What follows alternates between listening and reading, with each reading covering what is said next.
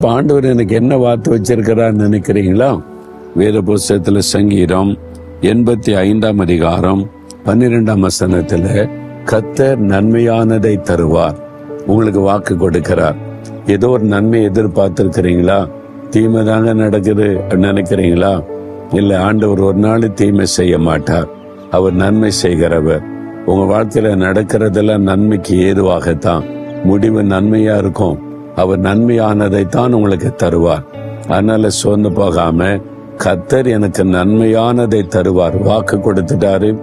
வேலையா இருந்தாலும் சரி, திருமண காரியமா இருந்தாலும் சரி, பிசினஸா இருந்தாலும் சரி, ஒரு பொருளா இருந்தாலும் சரி, ஒரு வீடாக இருந்தாலும் சரி, ஒரு ஊழிய காரியமா இருந்தாலும் சரி, என்னன்னாலும் கர்த்தர் நன்மையானதுதான் எனக்கு தருவார். எனக்கு வாக்கு கொடுத்திருக்கிறார். அவர் நல்லவர், எனக்கு நன்மை செய்கிறவர். எனக்கு நன்மையானதை கொடுக்க அவர் சிலுவையில தன்னையே ஒப்பு கொடுத்திருக்கிறாரே. அப்ப எப்படி எனக்கு தீமை செய்வார்?